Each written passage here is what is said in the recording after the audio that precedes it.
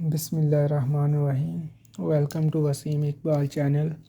आज का हमारा जो टॉपिक होगा वो होगा arterial septal defect. Arterial septal defect ये कंजेनिटल हार्ट डिजीज़ की एक टाइप्स है। जैसा कि हमने बात की थी कि कंजेनिटल हार्ट डिजीज़ के अंदर दो तरह की टाइप्स आ जाती है। एक ए साइनोटिक कंजेनिटल हार्ट डिजीज़ होती है और एक साइनोटिक कंजेनिटल हार्ट डिजीज़ होती है। जैसा कि हमने कहा था कि साइनोटिक कंजेनिटल हार्ट डिजीज़ की कुछ टाइप्स हैं। आगे ट्रांसपोजिशन ऑफ ग्रेट वेसल्स आ जाती है, टेट्रालॉजी ऑफ वेलट आ जाती है, उसके बाद जो है वो एब्स्टीन एनोमली आ जाती है। इसी तरह जो है ना साइनोटिक कंजेनिटल हार्ट डिजीज़ के अंदर जो शंट होता है ब्लड का वो right side of heart to left side of heart होता है। और साइनोटिक कंजेनिटल हार्ट डिजीज़ के अंदर बच्चों के अंदर सिम्टम्स जो होते हैं वो अर्ली शो होते हैं।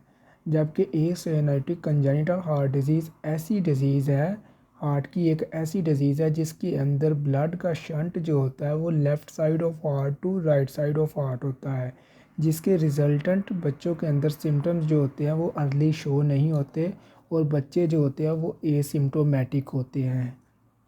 टाइम के साथ साथ फिर जैसे जैसे वो बड़े होते हैं फिर उनके अंदर सिम्टम्स शो होना स्टार्ट हो जाते हैं ए साइनोटिक के अंदर। और ए साइनोटिक की कुछ आगे एग्जांपल है जो कि हमने पढ़नी है, जैसा कि वीएसडी वेंट्रिकुलर सेप्टल डिफेक्ट, और उसके बाद एएसडी आ जाती है आर्टीरियल सेप्टल डिफेक्ट। फिर एक पेटेंट डक्टस आर्टरियोसिस आ जाती है, उसके बाद आइजनमेंगर सिंड्रोम आ जाता होता है, उसके बाद एओर्टिक को डाइसेक्शन आ जाता है। तो आज का हमारा जो टॉपिक होगा वो होगा arterial septal defect. Arterial septal defect एक ऐसा डिफेक्ट है जिस सपोज करें कि हमारा जो राइट एट्रियम और लेफ़्ट एट्रियम को सेपरेट करने वाला जो सेप्टम होता है जिसको हम आर्टीरियल सेप्टम कहते होते हैं, अगर किसी भी पैथोलॉजी की वजह से, किसी भी जेनेटिक एबनॉर्मेलिटीज़ की वजह से उस सेप्टम के अंदर डिफेक्ट आ जाता है, होल आ जाता है, तो उस कंडीशन को हम कहते होते हैं आर्टीरियल सेप्टल डिफेक्ट। उसके बाद आर्टीरियल सेप्टल डिफेक्ट की आगे कुछ टाइप्स आ जाती हैं, हम उनके नाम लिखते हैं।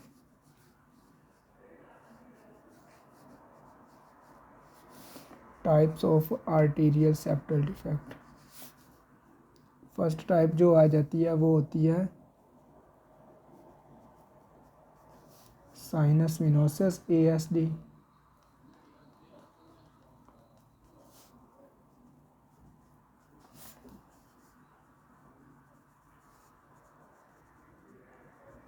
Coronary sinus ASD.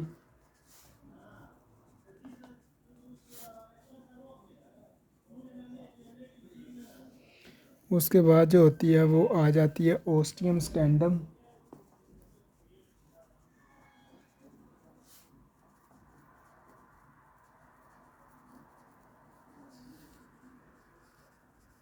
Ostium स्कैंडम ASD. और फोर्थ जो होती है वो होती है ostium primum ASD.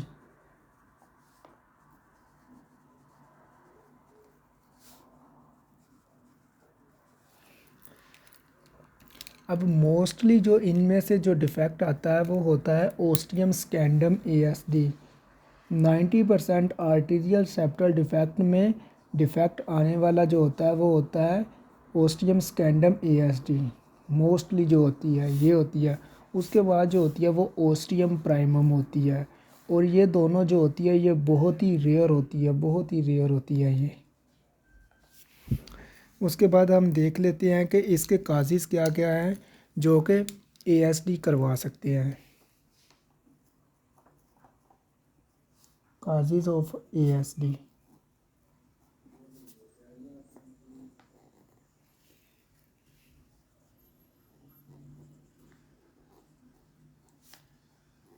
Mostly ASD occur sporadically,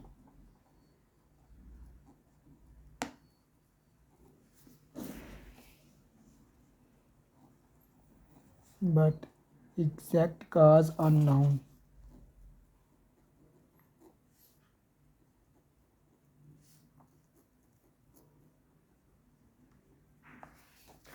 वो कहते हैं कि ASD अभी तक जो इसके बारे में रिसर्च की गई है, वो कहते हैं कि अभी तक इसकी रिसर्च के मुताबिक ASD जो होती है ये बाय चांस होती है। स्पोरेडिकली का मतलब होता है बाय चांस।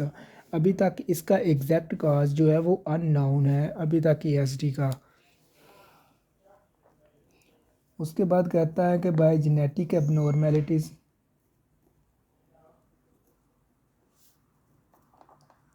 क्रोमोसोमल एबनॉर्मेलिटीज़, कहता है कि जेनेटिकली क्रोमोसोमल एबनॉर्मेलिटीज़ की वजह से भी ASD हो सकती है। उसके बाद हम इसकी जो है वो पैथोफिजियो देख लेते हैं। उसको देखने के लिए हमें जो है वो सबसे पहले इसकी डायग्राम बनाना बहुत ज़रूरी होगी, क्योंकि इसको अंडरस्टैंड करने के लिए।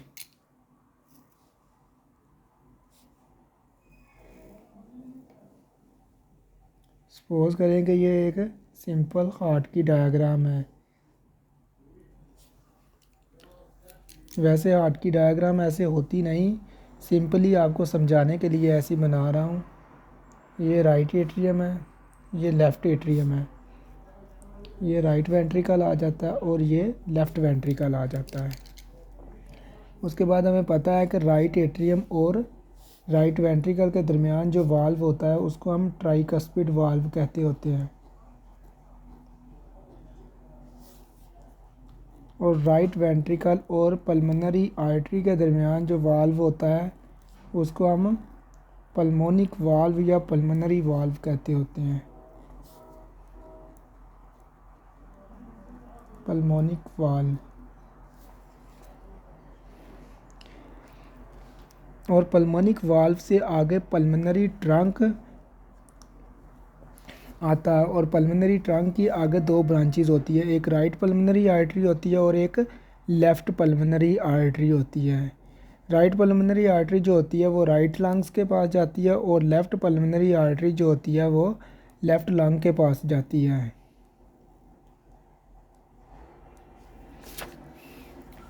लेफ़्ट एट्रियम और लेफ़्ट वेंट्रिकल के दरमियान जो वाल्व होता है इसको हम मिट्रल वाल्व कहते होते हैं।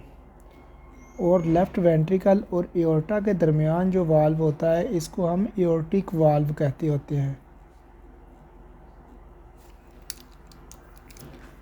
नॉर्मली हमें पता है कि हार्ट की इनर लेयर जो होती है उसको हम एंडोकार्डियम कहते हैं, जो कि वाल्व को लाइन कर रही होती है।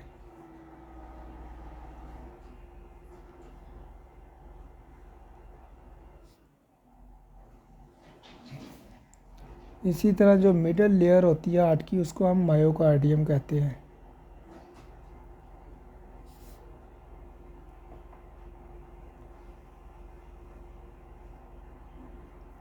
और आउटर मोस्ट लेयर जो होती है उसको हम एपिकार्डियम या फिर पेरिकार्डियम कहते होते हैं।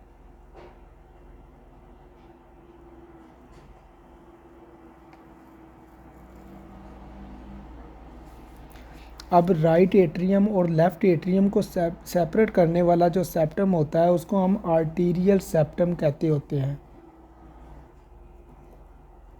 आर्टीरियल सेप्टम आपने सुना होगा।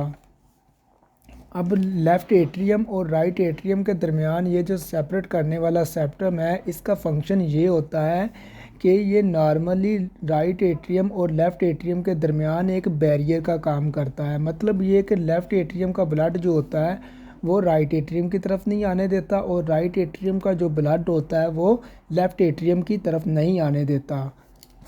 उसके बाद जो लेफ़्ट वेंट्रिकल और राइट वेंट्रिकल के दरमियान सेप्टम जो होता है उसे हम वेंट्रिकुलर सेप्टम कहते हैं।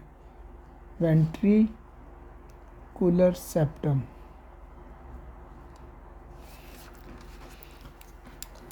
अब अगर किसी भी जेनेटिक क्रोमोसोमल एबनॉर्मेलिटी की वजह से या स्पोरेडिकली अगर आर्टीरियल सेप्टम के अंदर कोई डिफेक्ट आ जाता है, कोई होल रह जाता है आफ्टर बर्थ, तो इस कंडीशन को हम आर्टीरियल सेप्टल डिफेक्ट कहते होते हैं। उसके बाद हमने इनकी टाइप्स का डिस्कस किया कि जो कि ओस्टियम स्कैंडम, ओस्टियम प्राइमम और कोरोनरी साइनस ASD, और साइनस विनोसिस ASD होती है। अब इनको हम देख लेते हैं।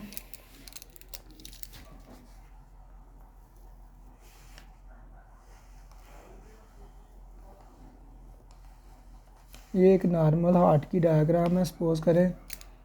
अब ये जो आर्टीरियल सेप्टम होता है, इसकी जब इंट्रा यूटेराइन लाइफ में जब हार्ट की डेवलपमेंट होती है तो तब ये जो आर्टीरियल सेप्टम होता है इसकी 4 टाइप्स जो होती हैं, जो कि हमने पहले डिस्कस की है। सबसे पहले जो सेप्टम बनता है आर्टीरियल सेप्टम के अंदर होता है वो ओस्टियम प्राइमम होता है, जो कि इंट्रा यूटेराइन लाइफ के अंदर ओस्टियम प्राइमम होता है।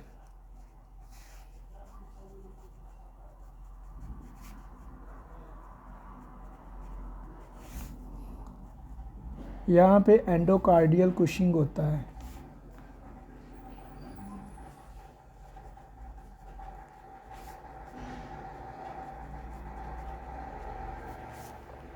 अब ये जो ओस्टियम प्राइमम होता है ये चाहता है कि मैं एंडोकार्डियल कुशिंग के साथ जाके अटैच हूँ और ये जो आर्टीरियल सेप्टम होता है इसको मैं कंप्लीट कर दूँ। मगर अगर किसी भी क्रोमोसोमल एबनॉर्मेलिटी की वजह से या स्पोरेडिकली इसके अंदर डिफेक्ट आ जाता और ये जो है ये एंडोकार्डियल कुशिंग के साथ जाकर नहीं मिलता तो यहाँ पे एक होल रह जाता है, ये देखें।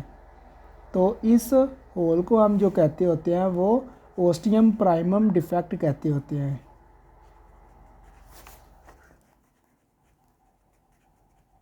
ओस्टियम प्राइमम डिफेक्ट, और ये मोस्टली डाउन सिंड्रोम वाले पेशेंट के अंदर होता है। उसके बाद ओस्टियम प्राइमम से ऊपर एक सेप्टम होता है जिसका नाम होता है ओस्टियम स्कैंडम, और अगर इसमें डिफेक्ट आ जाता है या होल रह जाता है तो इसको हम ओस्टियम स्कैंडम डिफेक्ट कहते हैं।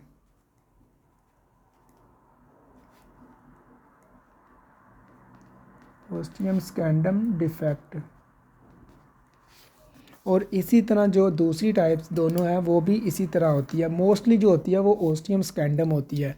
अब सपोज़ करें कि बच्चे के अंदर क्रोमोसोमल एबनॉर्मेलिटी की वजह से ओस्टियम स्कैंडम डिफेक्ट आ जाता है, जो कि आर्टीरियल सेप्टल डिफेक्ट की टाइप्स है। अब जब ये आ जाता है तो हमें पता है कि नॉर्मली ब्लड जो होता है वो सुपीरियर वेना केवा और इन्फीरियर वेना केवा से ब्लड जो है वो राइट एट्रियम के अंदर ड्रेन करता है, ठीक हो गया। और राइट एट्रियम से ब्लड जो होता है वो राइट वेंट्रिकल में जाता है, और राइट वेंट्रिकल से ब्लड फिर जो है वो पल्मोनरी आर्टरी के थ्रू लंग्स के पास जाता है, और लंग्स से फिर ब्लड जो है वो पल्मोनिक वेन्स के थ्रू लेफ़्ट एट्रियम में जाता है, और लेफ़्ट एट्रियम से ब्लड फिर लेफ़्ट वेंट्रिकल में जाता है, और लेफ़्ट वेंट्रिकल से ब्लड फिर बॉडी को मिलता होता है, ठीक हो गया। अब जब यहाँ पे डिफेक्ट आ जाता है, आर्टीरियल सेप्टल डिफेक्ट आ जाता है, यहाँ पे होल रह जाता है, तो हमें पता है कि आफ्टर बर्थ जो प्रेशर होता है वो left side of heart increase होता है, then right side of heart. Before the birth जो प्रेशर होता है वो right side of heart increase होता है। अब जब left side of heart pressure increase होगा तो नॉर्मली सुपीरियर वेना केवा और इन्फीरियर वेना केवा से ब्लड जो होगा वो राइट एट्रियम में आएगा, और राइट एट्रियम से फिर राइट वेंट्रिकल में जाएगा, और राइट वेंट्रिकल से फिर पल्मोनरी आर्टरी के थ्रू लंग्स के पास जाएगा, और यहाँ पे गैसियस एक्सचेंज होगी, और यहाँ से फिर ऑक्सीजनेटेड ब्लड जब लेफ़्ट एट्रियम में आएगा तो लेफ़्ट एट्रियम में जब प्रेशर इंक्रीज़ होगा तो हमें पता है कि लेफ़्ट साइड ऑफ हार्ट पे प्रेशर जो है वो राइट साइड ऑफ हार्ट पे इंक्रीज़ होता है। अब क्वेश्चन ये पैदा होता है कि सेप्टम तो दोनों के दरमियान है, लेफ़्ट एट्रियम और राइट एट्रियम के दरमियान है। अब ब्लड राइट एट्रियम से भी इधर जा सकता है, तो फिर लेफ़्ट एट्रियम से क्यों इधर जा रहा है? तो इसका आंसर जो है वो ये आंसर है, क्योंकि हमें पता है कि आफ्टर बर्थ जो प्रेशर होता है वो left side of heart increase होता है, तो इसलिए जब लेफ़्ट साइड पे प्रेशर इंक्रीज़ होगा तो ये राइट एट्रियम की तरफ ब्लड जाएगा। तो जब लेफ़्ट एट्रियम में ब्लड प्रेशर इंक्रीज़ होगा तो लेफ़्ट एट्रियम जो है ये ब्लड को लेफ़्ट वेंट्रिकल में इजेक्ट करेगा। जब इजेक्ट करने लगेगा तो कुछ ब्लड जो होगा वो राइट एट्रियम में चला जाएगा, और कुछ ब्लड जो होगा वो लेफ़्ट वेंट्रिकल में चला जाएगा, और यहाँ से एओर्टा के थ्रू बॉडी को मिल जाएगा।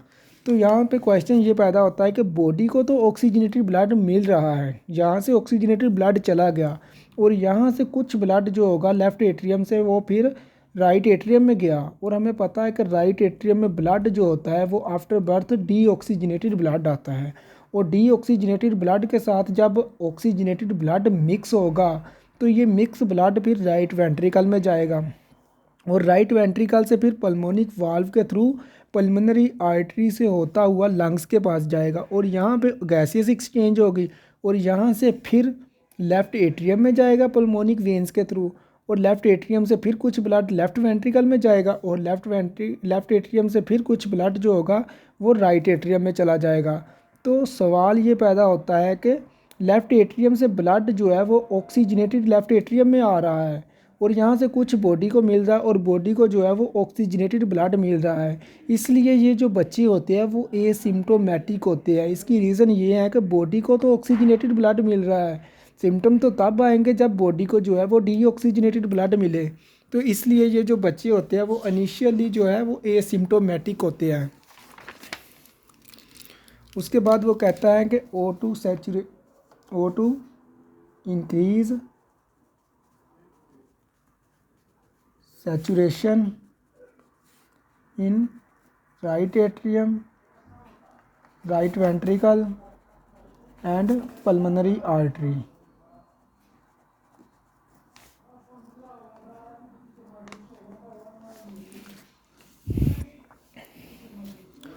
अब हमें पता है कि लेफ़्ट साइड ऑफ हार्ट पे ऑक्सीजनेटेड ब्लड होता है, तो जब लेफ़्ट साइड से ब्लड जो है वो राइट एट्रियम में आएगा और ये ऑक्सीजनेटेड ब्लड होगा, तो हमें पता है कि ऑक्सीजनेटेड ब्लड में ऑक्सीजन होती है, तो जब राइट एट्रियम में ब्लड आएगा तो राइट एट्रियम में ऑक्सीजनेटेड ब्लड आएगा तो राइट एट्रियम में O2 सैचुरेशन इंक्रीज़ होगी, और यही ब्लड जब राइट वेंट्रिकल में जाएगा तो यहाँ पे भी ऑक्सीजन सैचुरेशन इंक्रीज़ होगी, और यहाँ से फिर पल्मोनरी आर्टरी में जाता है तो इसीलिए पल्मोनरी आर्टरी में भी सैचुरेशन इंक्रीज़ होगी। जब ये बच्चे हॉस्पिटल में डॉक्टर्स के पास प्रेजेंट करते हैं तो डॉक्टर इनकी क्लिनिकल हिस्ट्री देखते हुए जब स्टेथोस्कोप को रखते हैं तो डॉक्टर को एक एबनॉर्मल साउंड मिलती है, और उस एबनॉर्मल साउंड को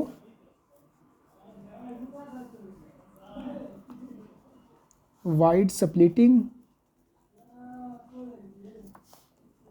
S2 साउंड और इजेक्शन सिस्टोलिक मरमर भी कहते होते हैं।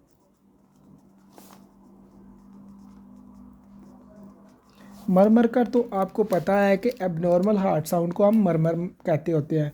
अब ये एबनॉर्मल हार्ट साउंड क्यों मिल रही है, अब रीज़न मैं आपको बताता हूँ।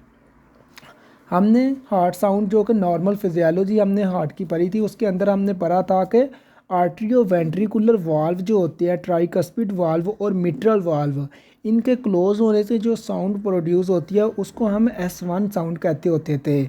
इसी तरह जब सेमी ल्यूनर वाल्व जो कि पल्मोनिक वाल्व और उसके बाद जो होता है वो एओर्टिक वाल्व, इनके क्लोज होने से जो साउंड प्रोड्यूस होती है उनको हम S2 हार्ट साउंड का नाम देते थे। ठीक हो गया। अब जब लेफ़्ट एट्रियम से ब्लड जो है वो राइट एट्रियम में आ रहा है और राइट एट्रियम में ब्लड सुपीरियर वेना केवा और इन्फीरियर वेना केवा से भी आ रहा है, तो इस तरह फिर राइट एट्रियम में ब्लड का वॉल्यूम बहुत ज़्यादा हो जाता है। जब बहुत ज़्यादा वॉल्यूम होगा तो राइट एट्रियम कहेगा कि भाईजान मैं तो इतने ब्लड को नहीं रख सकता, मैं क्या करूं। अब ये राइट वेंट्रिकल को कहेगा कि भाईजान तुम्हें तो ये ब्लड लेना ही होगा, हर सूरत में लेना होगा, तो ये फिर ज़बरदस्ती करता है। ये जो है ना ये इंक्रीज़ कॉन्ट्रैक्टिलिटी अपनी करता है। जब ये कॉन्ट्रैक्टिलिटी को इंक्रीज़ करेगा, ज़्यादा से ज़्यादा कॉन्ट्रैक्ट करेगा, तो ये ज़्यादा से ज़्यादा कोशिश करेगा कि मैं ब्लड को राइट वेंट्रिकल में इजेक्ट कर सकूं। जब ये राइट वेंट्रिकल में ब्लड को इजेक्ट करता है तो राइट वेंट्रिकल में जब ब्लड आएगा तो राइट वेंट्रिकल में प्रेशर बहुत ज़्यादा इंक्रीज़ होगा, और राइट वेंट्रिकल इस ब्लड को जो है वो पल्मोनरी आर्टरी में इजेक्ट करने की कोशिश करेगा। जब ये ज़्यादा फोर्स लगाएगा, प्रेशर लगाएगा राइट वेंट्रिकल, तो पल्मोनिक वाल्व की एक एबनॉर्मल क्लोजिंग और ओपनिंग होगी। जब इसकी एबनॉर्मल क्लोजिंग होगी तो इस वजह से फिर एक एबनॉर्मल साउंड प्रोड्यूस होती है जिसको हम इजेक्शन सिस्टोलिक मरमर या फिर splitting wide splitting S2 sound कहते होते हैं, क्योंकि हमें पता है कि पल्मोनिक और एओर्टिक वाल्व के क्लोज होने से S2 हार्ट साउंड प्रोड्यूस होती है। तो इसलिए जब हार्ट कॉन्ट्रैक्ट करता है तो वो इजेक्ट करता है ब्लड को, और ये सिस्टोलिक फेज़ में होता है। तो सिस्टोलिक फेज़ में एबनॉर्मल हार्ट साउंड मिल रही है, तो इसलिए हम इसे इजेक्शन सिस्टोलिक मरमर भी कहते होते हैं। उसके बाद हम इस बच्चे के अंदर क्लिनिकल फीचर देख लेते हैं। बहुत ही इम्पोर्टेंट पॉइंट है, यहाँ पे आपने गौर करना है। फर्स्टली जो है क्लिनिकल फीचर जो है वो आपके डिपेंड करते होते हैं नंबर ऑफ़ डिफेक्ट पे। अगर तो आर्टीरियल सेप्टल डिफेक्ट जो है वो स्मॉल है तो बच्चा जो होगा वो एसिम्प्टोमेटिक होगा, और अगर आर्टीरियल सेप्टल डिफेक्ट जो है वो लार्ज है तो बच्चे के अंदर फिर सिम्टम्स शो होंगे। अर्ली बच्चा जो होता है वो एसिम्प्टोमेटिक होता है, और लेटरली फिर इस बच्चे के अंदर सिम्टम्स शो होते हैं। उसकी वजह क्या है, अब उसकी वजह मैं आपको बताता हूँ।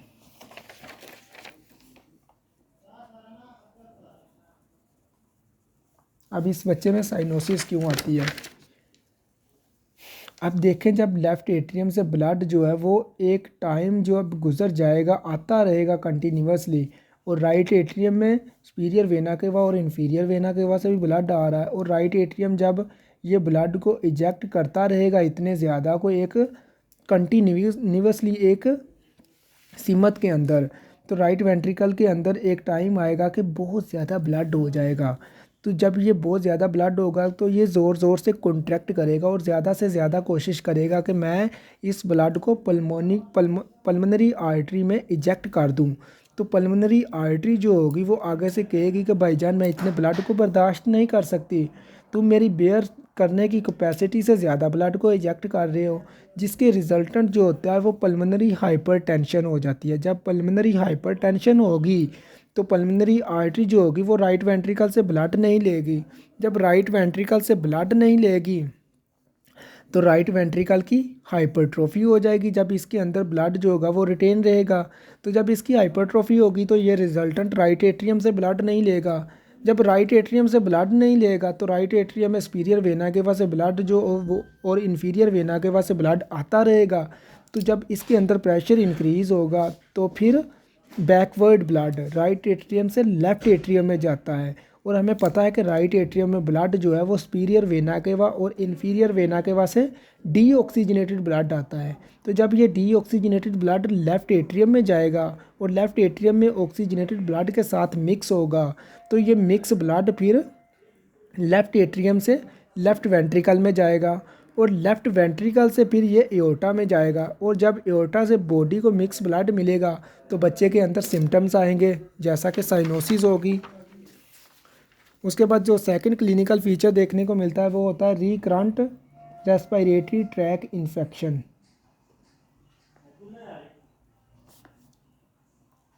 Respiratory tract infection.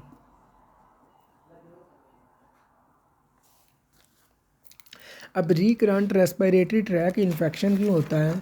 देखें, जब पल्मोनरी हाइपरटेंशन होगी, पल्मोनरी आर्टरी ब्लड नहीं लेगी और राइट वेंट्रिकल की हाइपरट्रोफी हुई पड़ी होगी, तो जब पल्मोनरी आर्टरी में ब्लड नहीं आएगा, लंग्स को ब्लड कम मिलेगा, उनकी डिमांड के मुताबिक नहीं मिलेगा, तो बच्चे के अंदर रिकरेंट रेस्पिरेटरी ट्रैक इन्फेक्शन आएंगे। उसके बाद डिस्निया होगा,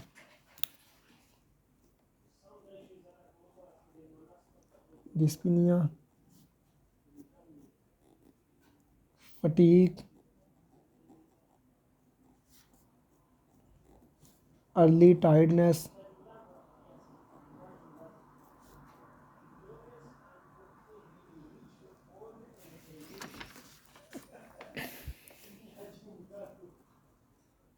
ड्यूरिंग प्लेइंग।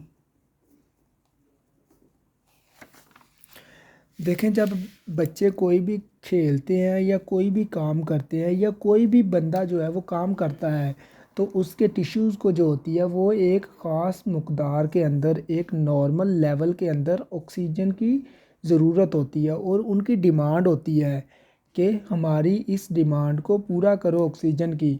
तो जब बच्चों के अंदर डिमांड के मुताबिक ऑक्सीजन नहीं मिलेगी। ऑक्सीजन तो तभी मिलेगी जब ऑक्सीजनेटेड ब्लड बॉडी को मिलेगा। यहाँ पे तो मिक्स ब्लड मिल रहा है, तो जब ऑक्सीजन डिमांड के मुताबिक नहीं मिलेगी तो इन बच्चों के अंदर फिर अर्ली टायर्डनेस जैसे फिर क्लिनिकल फीचर हमें देखने को मिलते होते हैं। उसके बाद इन बच्चों की डिफ़िकल्टी इन ब्रीथिंग होगी और पुअर ग्रोथ होगी, पुअर ग्रोथ। अब हम इस बच्चे का डायग्नोज देख लेते हैं।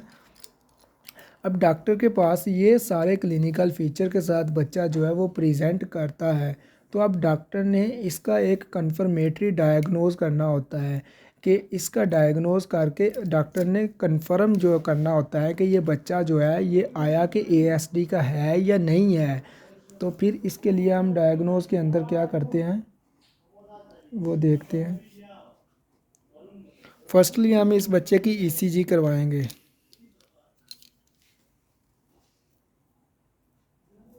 और ECG जो है वो राइट वेंट्रिकल की हाइपरट्रोफी को शो करेगी।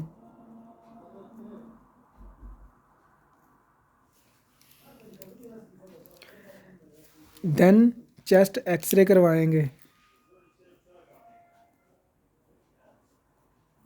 चेस्ट एक्सरे, और चेस्ट एक्सरे जो है ये शो करेंगे पल्मोनरी हाइपरटेंशन को।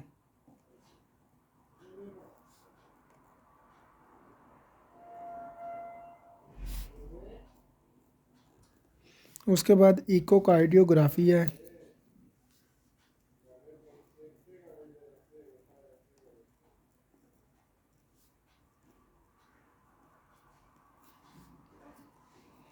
ये शो करती है right atrium, right ventricle and pulmonary artery की हाइपरटेंशन को। ठीक हो गया। अब इसका हम ट्रीटमेंट देख लेते हैं कि हमने इस बच्चे का फिर ट्रीटमेंट क्या करना होता है।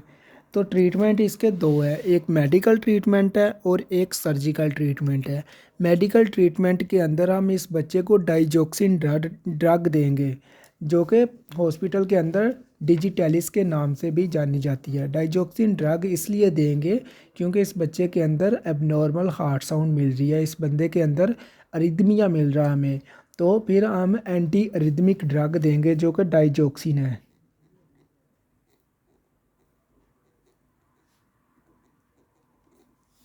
उसके बाद सर्जिकली इसका ट्रीटमेंट होता है। तो इसका जो डेफिनेटिव ट्रीटमेंट होता है वो सर्जिकली ही ट्रीटमेंट होता है। So this is all about ASD।